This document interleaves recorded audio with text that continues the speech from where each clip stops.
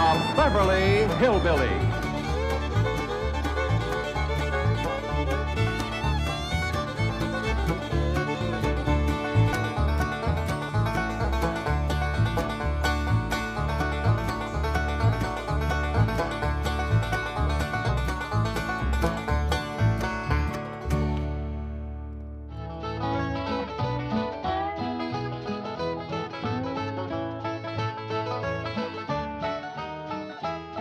See, Duke, it's easy.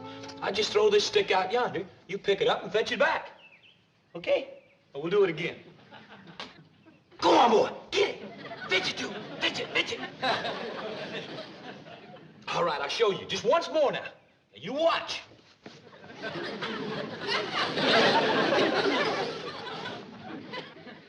Catch on, Duke? Catch on, boy?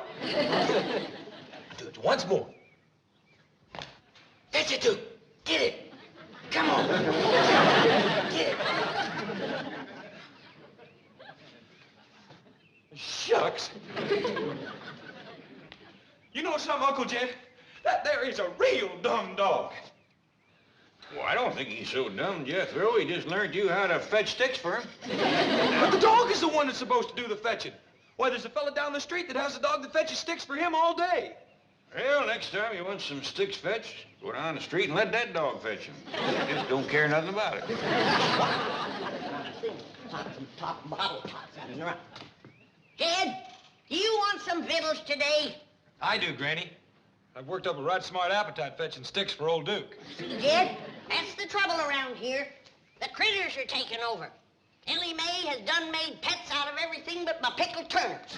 What's we gonna do for victuals?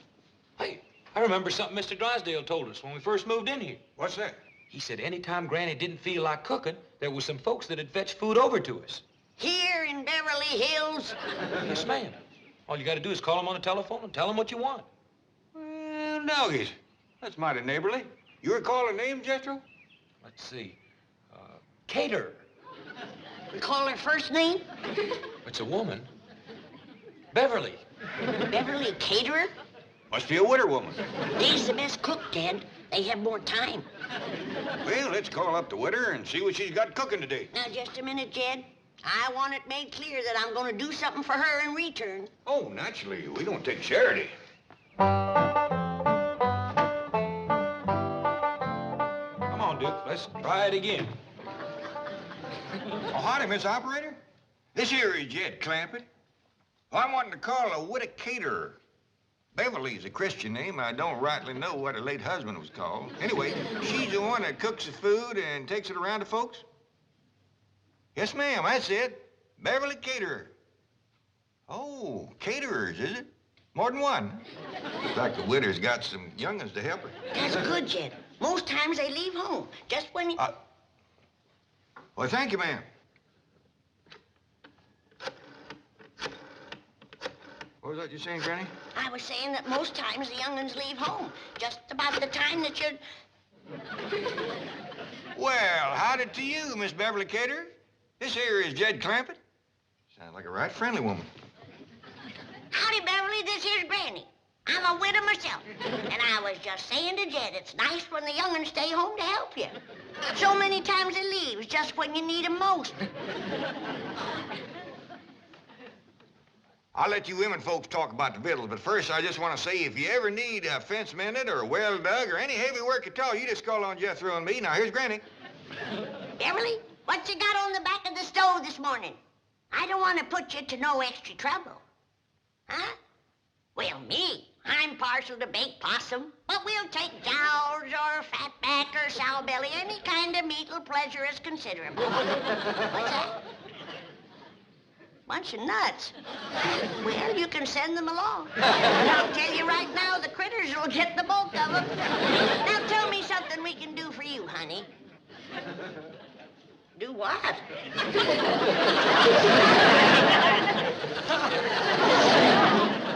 Hello? I declare, Jed, I never knowed anybody could turn nasty quicker than her. I wonder what set her off. Hard to tell, Jed. A generous woman like her probably gets took advantage of a lot. And Tired to boot, I reckon. Uncle Jed, I can't learn this dumb old dog to fetch his stick. Well, Duke ain't about to waste his time chasing a piece of wood. He's a hunting dog. Well, can I take him hunting then? I'd like to see him chase something. Praise be. That's an idea that might put some fresh meat on our table. All right, boy. It makes more sense than fetching a stick, especially the Duke. You want to come along, Granny? No, I better stay here and guard my kitchen. Okay. Come on, Duke. Let's get the guns. Guard your kitchen against who, Granny? Against Ellie's critters, that's who. They's beginning to take over. Why, I can't hardly... That little rascal learned to open the icebox. Them's the last of my pickled pawpaws. Come back here, you hairy little varmints. Get your paw picking paws off of my pickled pawpaws. Howdy, Miss Beverly. It's me, Jed Clampett. Sounds like you're in the right friendly mood again. Jethro's going out to shoot us some fresh game meat, and the monkey got in the icebox, and Granny's right upset. Now, Beverly, could you spare us a jar of pickled pawpaws? What's that? Why, Miss Cater, I never... Hello, Miss Cater? Hey, Uncle Jed, see that Miss Cater being a widow, such a good cook and friendly and generous and all? How about you courting her? Get Ellie a new ma, huh? I don't think so, Jethro. She's got a temper, goes off just like that. And when it does, she turns plumb nasty. Matter of fact, I'm beginning to wonder whether Mr. Cater passed on natural or not. Just an idea. Come on, dude. How come you're toting so many guns in that shovel, Jethro? Granny gave me strict orders not to come back empty-handed. I'm ready for anything that jumps, flies, runs, or digs into the ground. Good luck, boy. Oh, gee, thank goodness you're back. I didn't want to disturb you at the meeting, but your wife has been calling frantically. Oh, that woman gets hysterical over nothing. What's it now? Well, it seems there's a kangaroo in your backyard. You see, the slightest little... What? What? A kangaroo? Where did it come from? Australia. That's the only continent where... Oh, I know that. How did it get in my backyard? Well, your wife is rather incoherent, but Ravenswood said it's from the Second National Bank of Melbourne. Second National Bank. Oh, that's where Gene Sandbloom was transferred to from... That explains his Christmas card. May I share the humor of the situation, Chief? Well, I sent him an alligator wallet, so he said he was going to send me a kangaroo pouch. Kangaroo pouch. On the hop, as it were. Mr. Sandbloom does have a sense of humor. Yes, we'll have the zoo pick it up. I'll call Margaret. Mr. Drysdale's office? Oh, Ravenswood. Uh-huh. Mm-hmm.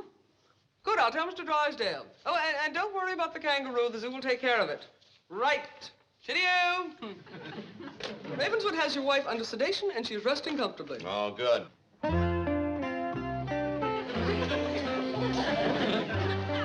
There we are. A bit of mutton and Yorkshire pudding should hit the spot. You may be from down under, but we're all part of the empire. Oh, drat. The zoo must have already come for you.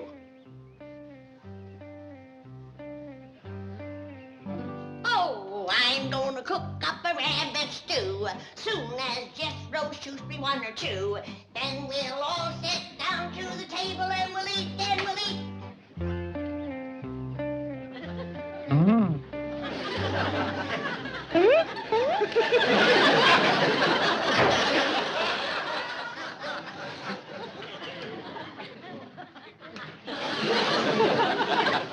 How's it going, Granny?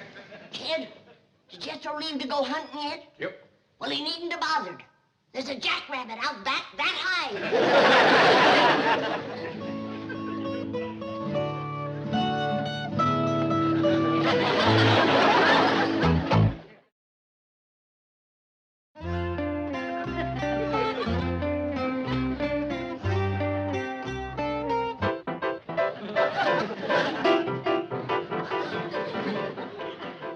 Now, you hold on, Jed Clampett.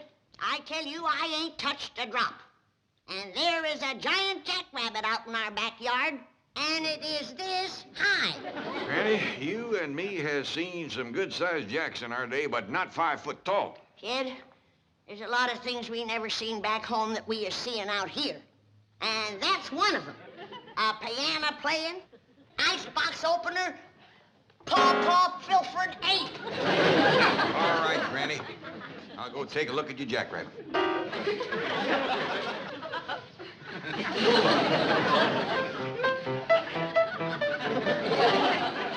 Come on, you can see for yourself. He can jump over this house, I tell you, in one hop. Whereabouts is he? I don't know. But sure as I live and breathe, he was sitting right there, 5 foot tall and looking me in the eye. 5 foot tall sentinel, was he? Yes, he was. Where did that jackrabbit go? Well, why don't you look out front? Maybe he hopped over the house, just like you said. You think I'm talking nonsense, but you'll see, because I'll find him. What's all shouting about, Granny? Nothing. Don't tell her, Jed. I don't want her making a pet out of all that meat. Let me go in the kitchen and get out my biggest pot and start peeling taters. Lots of them. Here, Jack. Here, Jack. Here, Jack. Who's Jack, Pa? Never mind, Ellie. Just try to keep your critters from pestering Granny. You got her so upset she's got into her jug, and now she's seeing visions. What kind of visions? Well, I reckon it's all right to tell you. Granny thinks she's seen a 5-foot jackrabbit.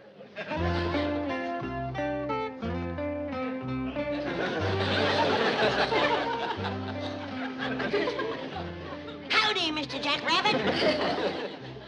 The weather's turned off real nice, ain't it? There's some mighty fine clover out there on the lawn if you want to fatten up. I mean, if you're hungry. Just don't you go away. There's somebody I want you to meet. I'll be right back.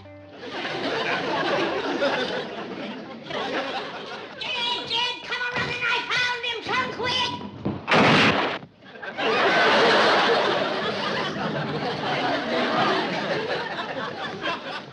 Dad, I seen him again. The giant jackrabbit. I bet you did. He's right out front. Come on, I'll show him to you. Maybe you better lay down a spell. No, he'll get away again. All right, I'll take a look.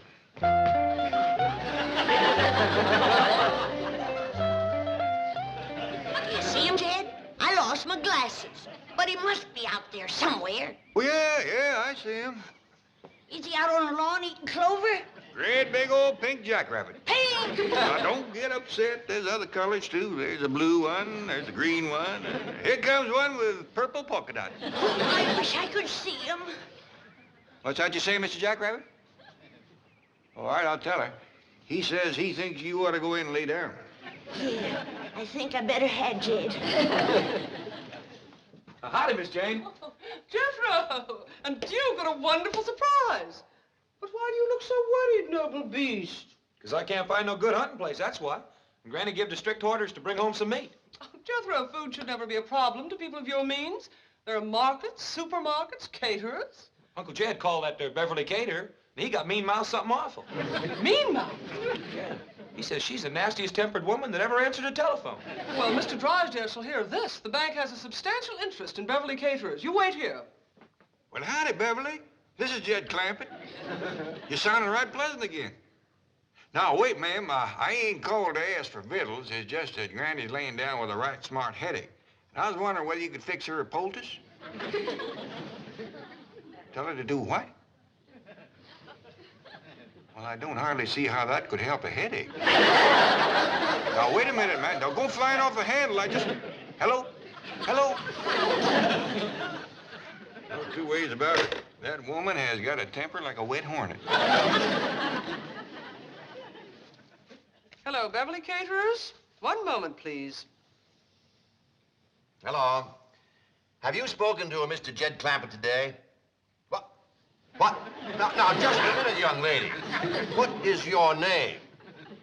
What do you mean, put and tame? Now, you put Mr. Tinsman on the phone and tell him it's Milburn Drysdale calling. Well, the nastiest tempered young woman I ever spoke to.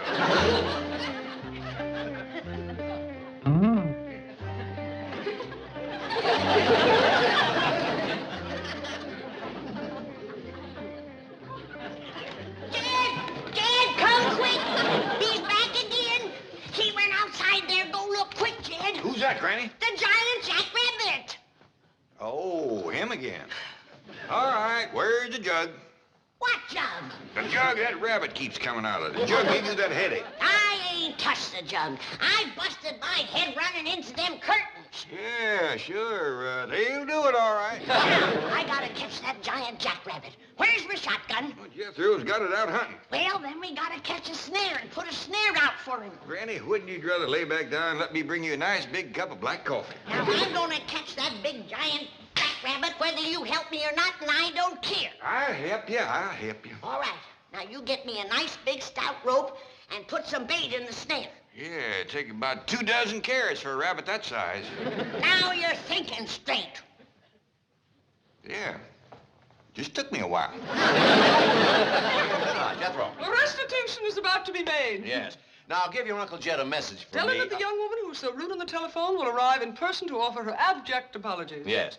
And tell Granny she needn't worry about food. The young lady will also bring with her a truck full of delicious piping hot viands and an assortment of tasty beverages, all of which will be offered at your pleasure. Yes. Have I anything else to say, Miss Hathaway? No, Chief, I think you said it all. That sure is going to make Uncle Jed and Granny happy. Thank you, Mr. Drysdale. Not at all. Glad to do it. Jethro?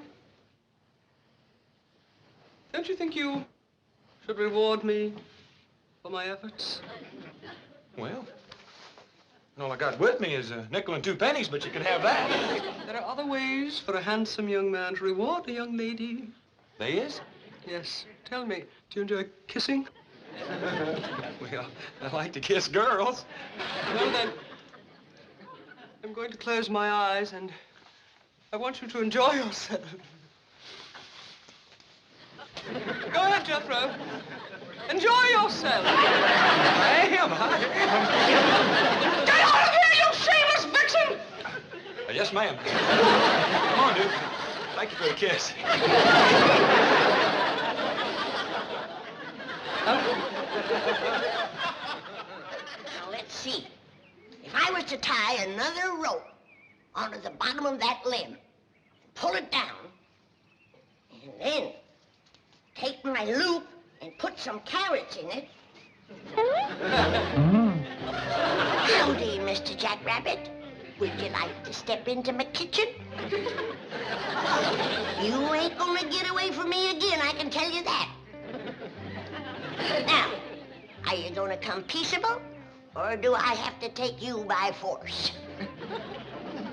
Ooh.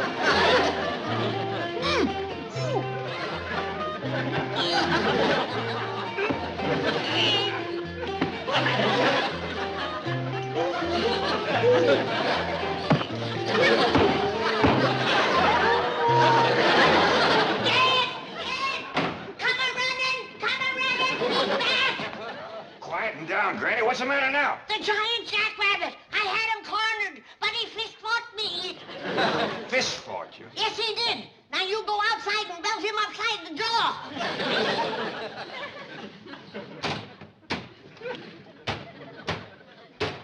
Granny, where are you hiding them jugs?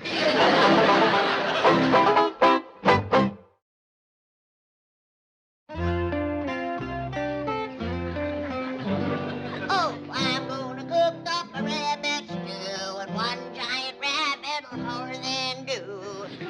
Hey, Granny, you don't have to do no cooking. Like I said, that there Beverly caterer's going to bring over a whole truckload of viands and beverages. I ain't depending on nobody with a temper as bad as hers. Besides, I don't need her viands.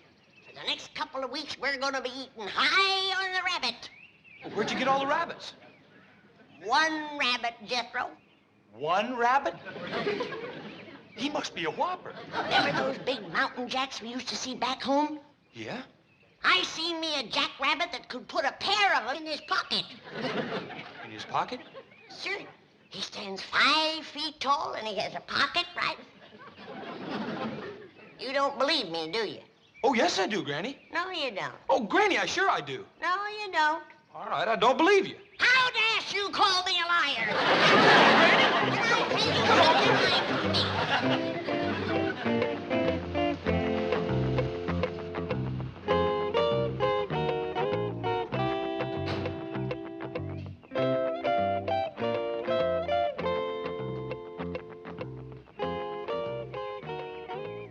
Mr. Tinsman, do I have to face Mr. Clampett all by myself? Yes, you do. You're the one who insulted him on the phone.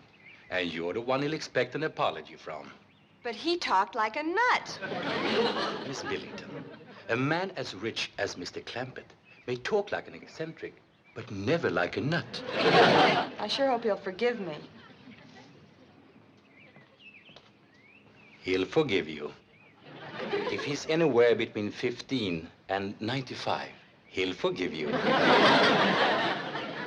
I'll take the food round to the kitchen.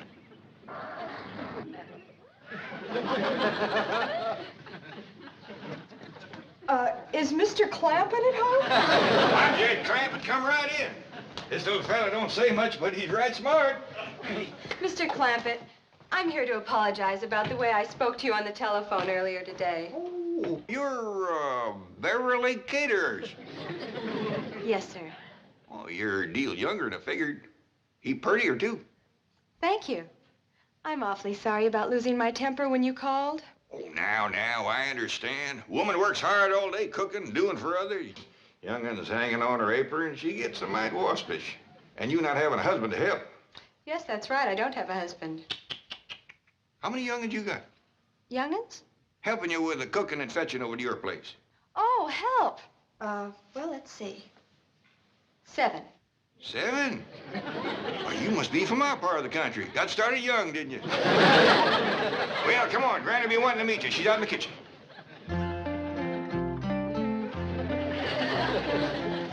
I got you, you big overgrown rascal. Now you're coming into the house to show you to Jed. And then you're going into the stew. That's where you're going. Oh, that's Mr. Tinsman at the back door. He's my boss. Come in, come in. I'm Jed Clampett. A real pleasure, Mr. Clampett. I'm Bill Tinsman. I hope everything has been straightened out and that Beverly Caterers will always be welcome in your home. Why, you bet you're lying. This is a mighty fine young woman. She says you're her boss. That is right. I own Beverly Caterers. What dickens you say? Can you do that out here? Why, of course. Mr. Drysdale holds a small mortgage, but as soon as that's paid off, she's all mine. Now, that don't take the ham off the hog. Now, Jed, you can see I ain't been at no jug. Now, these folks is Beverly Caterers and Bill Tinsman. These are the ones that does all the cooking. I hope we can cook for you, Granny. You can commence with this one. I caught him, now you can cook him. Why, you little varmint, you untied my giant jackrabbit. Giant Jackrabbit. Yes, my giant jackrabbit. That's what I wanted you to cook for me.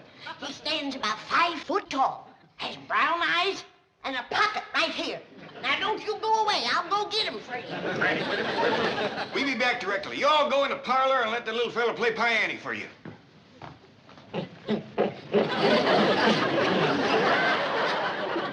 You say eccentric? I still say nuts. I say you're right. Let's get out of here. I can't understand it. He was free. Why should he return? Something must have frightened him. I'll say, if he prefers this crate to freedom. Yes, but what could it have been? Hello, over there. Yes, Granny, what is it? You see anything of a jackrabbit? No, we haven't. You won't find any jackrabbits in Beverly Hills, Granny. I'll telephone the zoo, sir.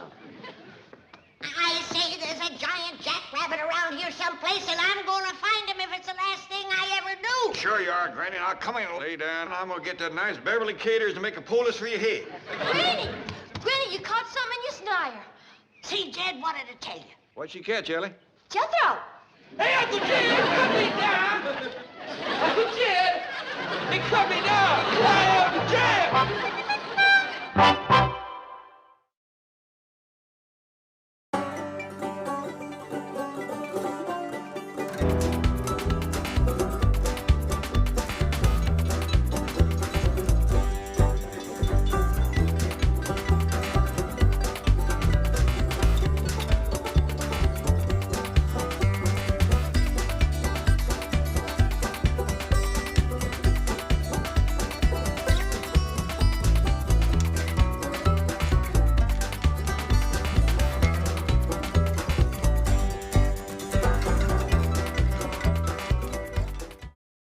This has been a Filmways presentation.